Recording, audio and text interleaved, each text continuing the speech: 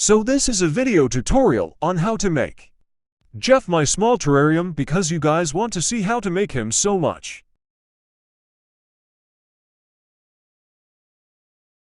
So what you will need is 1. A bottle cap to dot a small cup with a lid. 3. Something to stick them together. That's just how to make the terrarium. But this is how to make my substrate. So you will need 1. Soil to dot a small amount of plant fertilizer.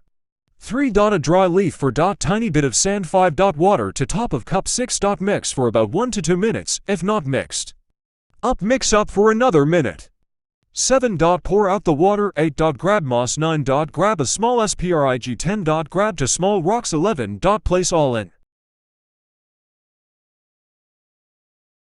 Next we will move on to Big Joe here.